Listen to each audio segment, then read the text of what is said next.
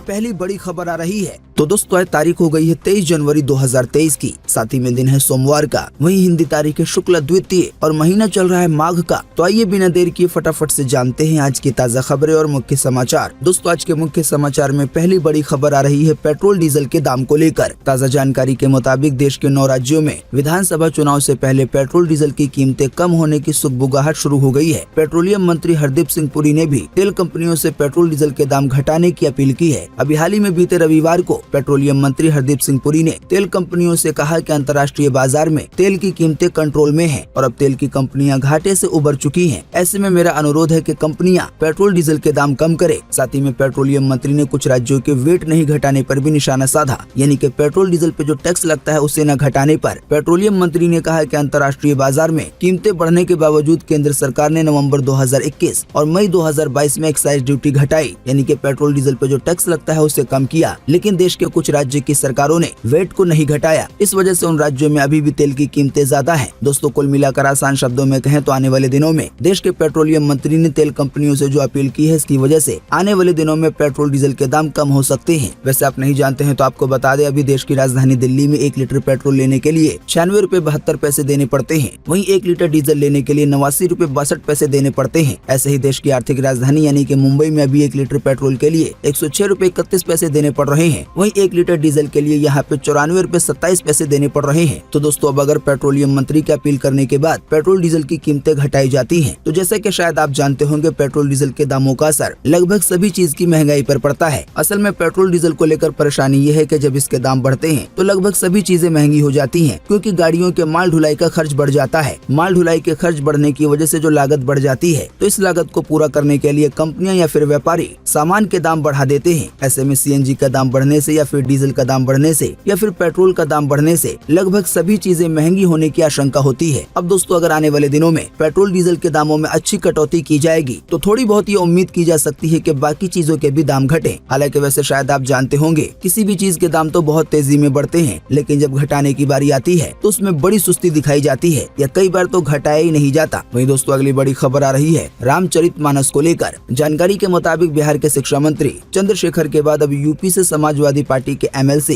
स्वामी प्रसाद मौर्य ने भी रामचरितमानस को लेकर विवादित बयान दिया है। मौर्य ने बीते रविवार को कहा कि कई करोड़ लोग रामचरितमानस को नहीं पढ़ते हैं। ये तुलसीदास ने अपनी खुशी के लिए लिखा है। सरकार को रामचरितमानस के आपत्तिजनक अंश हटाना चाहिए या पूरी किताब को ही बैन कर देना चाहिए। दोस्तों आपको बता दें, अभी से लगभग 10 दिन पहले बिहार के शिक्षा मंत्री चंद्रशेखर ने भी धर्म ग्रंथ के बारे में विवादित टिप्पणी की थी। तब उन्होंने रामचरितमानस को नफरत फैलाने वाली हिंदू की धार्मिक पुस्तक बताया था। कुल मिलाकर आसान शब्दों में कहें तो अब 2 ऐसे हिंदू नेता हो गए हैं जिन्होंने रामचरितमानस के बारे में आपत्तिजनक या फिर कह लें विवादित टिप्पणी की है और बताया हिंदू धर्म की ये जो किताब है रामचरितमानस, एमएलसी स्वामी प्रसाद तो इसे बैन करने की ही मांग कर रहे हैं। एक बातचीत के दौरान मौर्य ने कहा है कि ब्राह्मण भले ही दुराचारी हो, अनपढ़ हो या गवार हो, लेकिन वो ब्राह्मण है, उसको पूजनीय ही कहा गया है। लेकिन शूद्र कितना भी पढ़ा लिखा हो, यानी कि जो ब्राह्मण से छोटे होते हैं, चाहे वो कितना भी ज्ञानी हो, उसका सम्मान मत करिए। क्या यही धर्म है? वहीं दोस्तों अगली बड़ी खबर आ रही है फ्री लैपटॉप वाले एक वायरल मैसेज को लेकर। जानकारी के मुताबिक सोशल मीडिया पे वायरल हो रहे मैसेज में कहा जा रहा है कि केंद्र सरकार यानी कि भारत सरकार की ओर से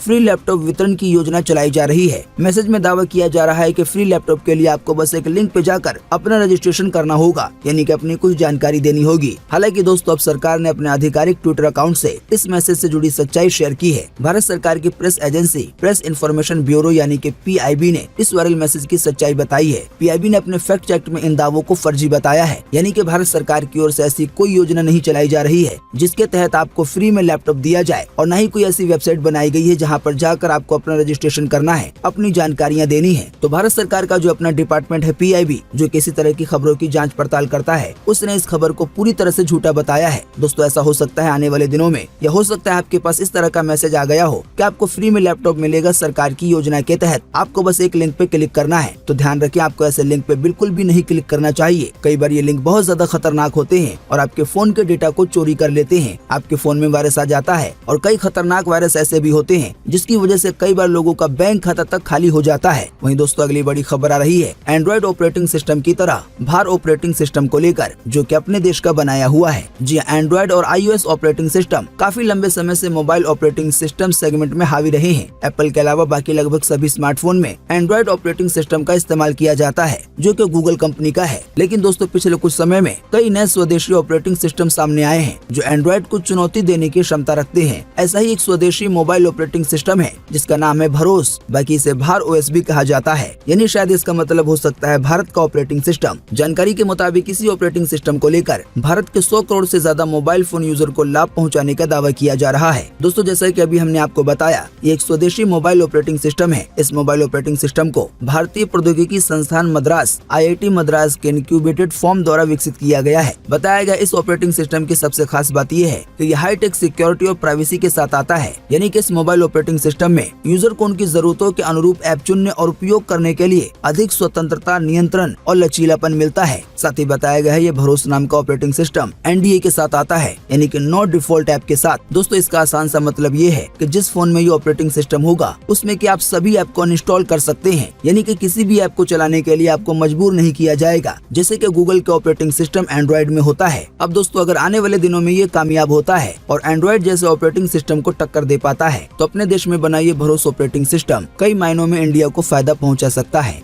वहीं दोस्तों अगली बड़ी खबर आ रही है फ्री टीवी चैनल को लेकर। दोस्तों जैसा कि शायद आप जानते होंगे, घर में मनोरंजन के लिए DTH का इस्तेमाल किया जाता है। DTH लगवाने का मतलब है कि आपको हर महीने उसका रिचार्ज भी करवाना होगा। लेकिन दोस्तों नवभारत टाइम्स की तरफ से बताया गया है कि एक ऐसा तरीका है जिसकी मदद से आप बिल्कुल फ्री में लगभग सभी तरह के टीवी चैनल देख पाएंगे। हालांकि कुछ चैनल ऐसे हो सकते हैं जिसके लिए आपको पैसे देने पड़ेंगे। जानकारी के मुताबिक जियो यूजर्स के लिए एक नया ऑफर लेकर आया है। इस ऑफर के तहत न्यूज चैनल, इस ऑफर के तहत कई सारे नए चैनल आप बिल्कुल फ्री में देख सकते हैं। बताया गया है 13 से ज्यादा ऐसे न्यूज चैनल हैं जिनको आप फ्री में देख पाएंगे। हालांकि दोस्तों याद रहे ये ऑफर केवल जियो की तरफ से अपने यूजर के लिए है, यानी कि ये ऑफर केवल जियो यूजर के लिए है। साथ ही दोस्तों बाकी बताया गया है कि आप जियो टीवी ऐप की मदद से आसानी से अपने स्मार्टफोन में कोई भी चैनल देख सकते हैं। यहाँ पर आपको कई मूवीज देखने का भी ऑप्शन मिल जाता है। अगर कुल चैनल की बात की जाए तो इनकी संख्या 800 से ज्यादा है, यानी कि आप जियो टीवी ऐप की मदद से लगभग 800 चैनल देख सकते हैं। इनमें से कई सारे चैनल आपको बिल्कुल फ्री में देखने को मिलेंगे। हालांकि कई चैनल ऐसे हो सकते हैं जो कि पेड है, यानी कि उसके लिए आपको थोड़ा सा कुछ भुगतान करना पड़ेगा। तो दोस्तों आप जियो के नए ऑफर के बारे में जानने के लिए माई जियो ऐप को और जियो का जो टीवी ऐप है उसे डाउनलोड करना ना भूलें। अगर आप जियो की ये सुविधा लेना चाहते हैं तो, अगर आप नहीं चाहते हो तो ऐप इंस्टॉल करने की कोई जरूरत नहीं है। वहीं दोस्तों अगली बड़ी खबर आ रही है फिर से जहरीली शराब कांड को लेकर। जानकारी के मुताबिक बिहार के सिवान से बड़ी खबर सामने आ रही है। बताया गया यहाँ पे संदिग्ध परिस्थिति में 2 लोगों की जान चली गई है। आशंका जताई जा रही है कि जहरीली शराब पीने की वजह से इनकी जान गई है। बताया जा रहा है कि 12 लोगों की हालत खराब है। सभी को इलाज के लिए सिवान सदर अस्पताल में भर्ती कराया गया है। इस घटना से सिवान में हड़कंप मचा हुआ है। घटना सिवान जिले के नवीगंज इलाके की बताई जा रही है। घटना की सूचना मिलते ही पुलिस प्रशासन की टीम मौके पर पहुंचकर मामले की जांच में जुट गई है। हालांकि अभी तक प्रशासन की ओर से जहरीली शराब वाली बात की पुष्टि नहीं की गई है। वहीं दोस्तों अगली बड़ी खबर आ रही है WWE की रेसलर कविता दलाल को लेकर। जानकारी के मुताबिक भारतीय कुश्ती संघ यानी कि WFI और पहलवानों के बीच जारी विवाद में हरियाणा की जिंद की WWE की रेसलर कविता दलाल की भी एंट्री हो गई है। कविता ने कहा है कि मुझे भी उत्पीड़न की वजह से रेसलिंग छोड़नी पड़ी। मैंने भी वेट लिफ्टिंग फेडरेशन के अध्यक्ष पूर्व IPS की प्रताड़ना के कारण रेसलिंग छोड़ी थी। पहले कभी आप बीती बताने की हिम्मत नहीं जुटा पाई, लेकिन दिल्ली के जंतर मंतर पे विनेश फोगाट ने आप बीती बताई कि वो कई बार सुसाइड करने की कोशिश भी कर चुकी थी। उसके बाद मुझे अपनी बात रखने की हिम्मत आई। कविता दलाल ने यह भी बोला कि मजबूत पहलवान भी ऐसे हालात आ जाते हैं कि वो टूट जाता है। वहीं दोस्तों अगली बड़ी खबर आ रही है कोरोना वायरस को लेकर। दोस्तों आपको बता दें चीन में कोरोना के मामले बढ़ने के साथ ही भारत, जापान और अमेरिका जैसे देशों में भी नई लहर का खतरा मंडराने लगा है। इसी बीच एक ताज़ा जानकारी आई है जिसमें ये बताया गया है कि Chinese centre for disease control and prevention ने कहा है कि 13 से 19 जनवरी के बीच चीन में कोरोना के कारण 12,658 लोगों की जान गई है। आसान शब्दों में कहें तो केवल एक हफ्ते में चाइना के अंदर कोरोना की वजह से लगभग 13,000 लोगों की जान गई है, जो कि अपने आप में ही दिल दहला देने वाला आंकड़ा है। साथ ही बताया गया ये जान जाने का आंकड़ा केवल उन मौतों का है जो अस्पताल में हुई है। घरों में जिन मरीजों की जान गई है वो इनमें अभी शामिल भी नहीं है। साथ ही में ये भी बताया गया है कि अब तक चाइना में 110 करोड़ लोग कोरोना से संक्रमित हो चुके हैं। आसान शब्दों में कहें तो वो आंकड़ा बहुत ही ज्यादा नजदीक आ गया है, जिसके पूरा होने के बाद शायद ये कहा जाने लगेगा कि चाइना का हर एक व्यक्ति कोरोना से संक्रमित हो गया है। आइए दोस्तों अब अगली खबर में जानते हैं कोरोना वायरस का ताजा अपडेट अपने देश को लेकर। तो भारत सरकार के अपने पोर्टल MyGov.in की तरफ से ये जानकारी साझा की गई है और बताया गया है कि बीते रोज लगभग 24 घंटे में अपने देश में कोरोना के 140 नए मरीज मिले हैं। हालांकि साथ ही में अच्छी बात ये रही कि बीते रोज लगभग 24 घंटे के दौरान देश भर में 117 लोग ठीक भी हुए हैं कोरोना वायरस से। हालांकि अफसोस की बात ये रही कि बीते रोज लगभग 24 घंटे में देश भर में कोरोना के कारण 3 लोगों की जान भी गई है। वहीं दोस्तों अगर बात की जाए एक्टिव केसों की, तो अभी अपने देश में एक्टिव केसों की संख्या 1960 है। आसान शब्दों में कहें तो अभी अपने देश में कोरोना वायरस के इतने मरीज हैं जिनका इलाज चल रहा है, यानी कि 1960। आपको बता दें अभी हाल ही में कुछ दिन पहले ये 1960 का आंकड़ा काफी तेजी से नीचे आ रहा था। हालांकि इसमें एक बार फिर से बढ़ोतरी होने लगी है। जाहिर बात इसी की वजह से कहा जा रहा है कि अपने देश पर भी कोरोना का खतरा अभी भी मंडरा रहा है। दोस्तों अगली खबर के बारे में बताने से पहले आपको बता दें कि हमारे चैनल सब कुछ सीखो जानो पर अभी एक इनामी ऑफर चल रहा है, जिसके तहत हर गुरुवार को किसी एक यूजर को इनमें से कोई एक गिफ्ट दिया जा रहा है, जिसे आप अभी अपनी स्क्रीन पे देख रहे हैं। दोस्तों इस इनामी ऑफर में हिस्सा लेना बड़ा ही आसान है। इस मुख्य समाचार के वीडियो को शुरू से अंत तक देखना है। साथ ही दोस्तों अभी तक अगर आपने हमारे इस चैनल सब कुछ सीखो जानो को सब्सक्राइब नहीं किया है तो सब्सक्राइब करके बेल का आइकन जरूर दबाना है। बेल का आइकन दबाना सबसे मेन है। अगर आपने पहले से सब्सक्राइब कर रखा है और बेल का आइकन नहीं दबाया है तो आप इसे ध्यान से ऑन कर लें। वहीं दूसरा काम है इसी वीडियो को लाइक और शेयर करना। तो जो भी यूजर इन कामों को करेंगे तो इन्हीं में से किसी एक विनर को हर गुरुवार को इनमें से कोई एक गिफ्ट दिया जाएगा। आसान शब्दों में कहें तो हर गुरुवार को एक नए विनर का ऐलान किया जाएगा। वहीं दोस्तों अगली बड़ी खबर आ रही है पशुओं की वैक्सीन को लेकर। जानकारी के मुताबिक भारत बायोटेक के एमडी ने कहा है कि मवेशियों यानी कि जानवरों में लंपी त्वचा रोग यानी कि लंपी वायरस के लिए स्वदेशी टीका लंपी प्रोवेकेंड भी अगले महीने लॉन्च हो सकता है। दोस्तों शायद आप में से कई लोग जानते होंगे कि अभी अपने देश के कई राज्यों में जानवरों के लिए और खासकर गायों के लिए भी एक वायरस बहुत बड़ा खतरा बना हुआ है, जिसको लंपी वायरस के नाम से जाना जाता है। तो इसी लंपी वायरस को लेकर ये ताज़ा जानकारी आई है, जिसमें ये बताया गया है कि भारत बायोटेक ने कहा है, आपको बता दें ये वही कंपनी है जिसने कोरोना की वैक्सीन भी बनाई है। तो इसी कोरोना की वैक्सीन बनाने वाली कंपनी ने कहा है कि मवेशियों के लंपी वायरस के लिए अगले महीने स्वदेशी टीका लॉन्च हो सकता है। उम्मीद है इस टीका के लॉन्च होने के बाद जब इन टीकों को मवेशियों को यानी कि जानवरों को लगाया जाएगा तो उनको राहत मिलेगी। साथ ही दोस्तों आपको बता दें भारत बायोटेक वही कंपनी है जो आने वाले 26 जनवरी को अपनी तरह की पहली नेजल वैक्सीन को लॉन्च करेगा, यानी कि कोरोना की एक ऐसी वैक्सीन जो कि नाक के जरिए दी जाएगी। इसमें इंजेक्शन का इस्तेमाल नहीं किया जाएगा। साथ ही बताया गया है इस वाली वैक्सीन को कोरोना वैक्सीन के बूस्टर डोज के तौर पर यानी कि तीसरी खुराक के तौर पे दिया जाएगा। वहीं दोस्तों अगली बड़ी खबर आ रही है बैंकों की छुट्टियों को लेकर। दोस्तों बैंकों की छुट्टियां इस पर निर्भर करती हैं कि उसकी शाखा किस राज्य में है। बैंकों की कुछ छुट्टियां केवल राज्यवार होती हैं, जबकि कुछ छुट्टियां राष्ट्रीय स्तर की होती हैं। आसान शब्दों में कहें तो बैंकों की कुछ छुट्टियां ऐसी होती हैं जो कि पूरे देश में लागू होती हैं। हालांकि कुछ छुट्टियां ऐसी होती हैं जो कि केवल राज्य में या फिर शहर में ही लागू होती हैं। जाहिर बात ऐसा होता है फेस्टिवल वगैरह की वजह से, यानी कि अगर कोई त्योहार किसी शहर के लिए या फिर किसी राज्य के लिए खास है तो वहाँ पे बैंकों की छुट्टियां होती हैं। हालांकि कुछ त्योहार या कुछ मौके ऐसे होते हैं देश भर में जो कि पूरे देश के लिए ही खास होते हैं। इसी की वजह से उस दिन पूरे देश में ही छुट्टी होती है। तो ताज़ा जानकारी के मुताबिक इसी कड़ी में अगले हफ्ते कई दिनों तक बैंक बंद रहने वाले हैं। बताया गया 23 जनवरी को, 25 जनवरी को, 26 जनवरी को, 28 जनवरी को, साथ ही में 29 जनवरी को और फिर 31 जनवरी को भी बैंक बंद रहेंगे। हालांकि ये बैंकों की बंदी राज्यों और शहरों के हिसाब से होगी, जैसे कि गणतंत्र दिवस यानी कि 26 जनवरी का मौका या फिर रविवार या फिर महीने का चौथा शनिवार। बाकी दोस्तों आपकी स्क्रीन पे ये एक जानकारी दिखाई जा रही है। वीडियो को रोककर आप इसके जरिए आसानी से देख सकते हैं कि कौन कौन सी तारीख को देश के किस किस हिस्से में बैंक बंद रहेंगे और किस लिए बैंक बंद रहेंगे। तो आप इसकी वजह से अपने शेड्यूल को तय कर सकते हैं अगर आपको बैंक में जाना है। बाकी जो ऑनलाइन बैंकिंग है या जो फोन बैंकिंग है वो तो चालू ही रहेगी। हाँ लेकिन कभी कभार ये जरूर होता है कि बैंक अगर ज्यादा दिन के लिए बंद होते हैं तो फिर एटीएम में कैश की किल्लत हो जाती है। हालांकि वैसे फिलहाल ऐसी कोई खबर नहीं आई है। वहीं दोस्तों अगली बड़ी खबर आ रही है हॉकी वर्ल्ड कप को लेकर। जानकारी के मुताबिक भारतीय टीम हॉकी वर्ल्ड कप में मेडल की दौड़ से बाहर हो गई है। अभी हाल ही में बीते रविवार को क्रॉस ओवर मुकाबले में न्यूजीलैंड ने भारत को पेनल्टी शूटआउट में 5-4 से हरा दिया। इसी की वजह से जो भारतीय हॉकी टीम है अब वो हॉकी वर्ल्ड कप से बाहर हो गया है। वहीं दोस्तों अगली बड़ी खबर आ रही है ट्विटर को लेकर। जानकारी के मुताबिक माइक्रो ब्लॉगिंग साइट यानी कि ट्विटर के मालिक एलन मस्क का कहना है कि प्लेटफॉर्म पे दिखाई देने वाले विज्ञापनों के साइज और फ्रीक्वेंसी में सुधार किया जाएगा। साथ ही में एलन मस्क ने यह भी कहा है कि विज्ञापन को कम करने के लिए हम ज्यादा कीमत वाले सब्सक्रिप्शन मॉडल को शुरू करने की योजना बना रहे हैं, जिससे यूजर बिना किसी विज्ञापन के ट्विटर का इस्तेमाल कर सकेंगे। दोस्तों जैसा कि शायद आप जानते होंगे लगभग सभी सोशल मीडिया प्लेटफॉर्म पर, चाहे वो फेसबुक हो, इंस्टाग्राम हो या फिर यूट्यूब हो, सभी जगह पर आपको ऐड देखने को मिलते हैं। तो इसी कड़ी में ट्विटर को लेकर एलन मस्क की तरफ से ये जानकारी दी गई है कि आने वाले दिनों में कुछ ऐसे सब्सक्रिप्शन प्लान लॉन्च किए जाएंगे जिसके तहत आपको हर महीने पैसे देने होंगे। हालांकि इसका फायदा ये होगा कि ट्विटर को चलाते समय आपको बहुत कम या फिर ऐड देखने को मिलेंगे ही नहीं। अब दोस्तों इसके लिए हर महीने कितने पैसे देने पड़ेंगे, सब्सक्रिप्शन प्लान कितने वाले होंगे, इसकी जानकारी आने वाले दिनों में पता चलेगी, क्योंकि फिलहाल ये बताया गया है आने वाले दिनों में ऐसा सिस्टम आ सकता है।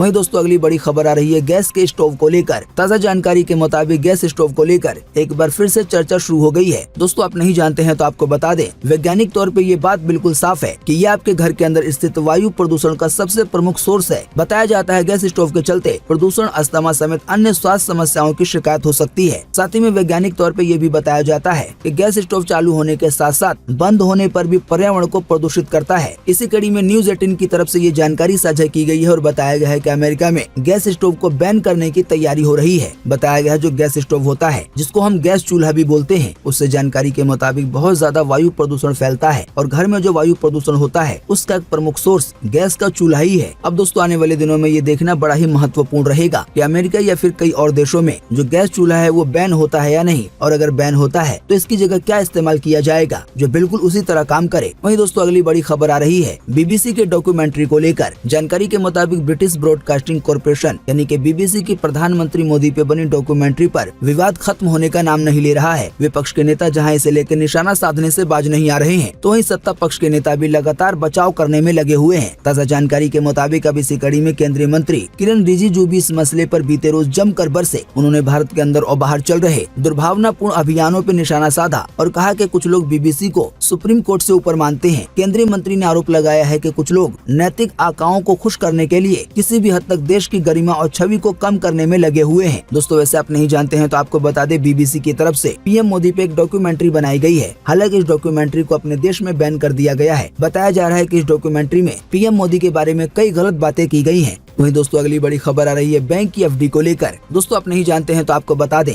कि हाल ही में देश के दो बड़े बैंक कैनरा बैंक और इंडसइंड बैंक ने फिक्स डिपॉजिट यानी कि एफडी पे मिलने वाले ब्याज दरों में बढ़ोतरी की थी। इससे पहले बैंक ऑफ बड़ौदा और पंजाब नेशनल बैंक भी ऐसा कर चुके हैं, यानी कि एफडी की ब्याज दरों में बढ़ोतरी कर चुके हैं। तो दोस्तों आज की इस खबर में हम आपको बताने जा रहे हैं कि कौन से बैंक में आपको एफडी पे ज्यादा ब्याज मिलेगा। अब दोस्तों अगर मैं एक एक करके सभी बैंक के बारे में बताऊंगा तो वीडियो काफी लंबा होगा। इसी की वजह से हम आपकी स्क्रीन पर एक एक करके तस्वीर दिखाते हैं। आप वीडियो को रोककर उसे आसानी से देख पाएंगे और समझ भी पाएंगे। तो अभी आपकी स्क्रीन पे जो तस्वीर दिखाई जा रही है ये 2 साल की एफडी के लिए है। दोस्तों 2 साल की एफडी के लिए सबसे ज्यादा ब्याज इंडसइंड बैंक की तरफ से दिया जा रहा है जो 7.5% है। बाकी बैंकों के बारे में आप खुद भी देख सकते हैं। ऐसे ही बात की जाए अगर 3 साल की एफडी की, यानी कि अगर आप 3 साल के लिए एफडी कराते हैं तब भी आपको सबसे ज्यादा ब्याज इंडसइंड बैंक की तरफ से ही दिया जाएगा। यहाँ पर भी आप बाकी बैंकों के आंकड़े को देख सकते हैं। वहीं दोस्तों अगर बात की जाए 5 साल की एफडी की तो 5 साल की एफडी पर भी आपको सबसे ज्यादा ब्याज इंडसइंड बैंक की तरफ से दिया जा रहा है। वहीं दोस्तों अगली बड़ी खबर आ रही है पीएम मोदी को लेकर। जानकारी के मुताबिक प्रधानमंत्री मोदी ने बीते रविवार को दिल्ली में डायरेक्टर जनरल यानी कि डीजी और इंस्पेक्टर जनरल यानी कि आईजी ऑफ पुलिस की 97वीं ऑल इंडिया कॉन्फ्रेंस में भाग लिया। पीएम मोदी ने पुराने हो चुके आपराधिक कानूनों को खत्म करने और राज्यों में पुलिस संगठनों के लिए मानक तय करने को कहा है। पुलिस बलों को ज्यादा संवेदनशील बनाने और नई तकनीकों में ट्रेंड करने का सुझाव दिया है। साथ ही में दोस्तों पीएम मोदी ने ये भी कहा है कि पैदल गश्त जैसे पारंपरिक पुलिसिंग तंत्र को और मजबूत करने की जरूरत है। कुल मिलाकर आसान शब्दों में कहें तो पीएम मोदी ने ये कहना चाहा है और सुझाव दिया है कि बहुत पुराने जो कानून है उसे खत्म कर दिया जाए और पुलिस फोर्स को नई तकनीकों के जरिए ट्रेंड किया जाए। जाहिर बात है ऐसा होने से वो बिल्कुल आज के जमाने के हिसाब से चल सकेंगे।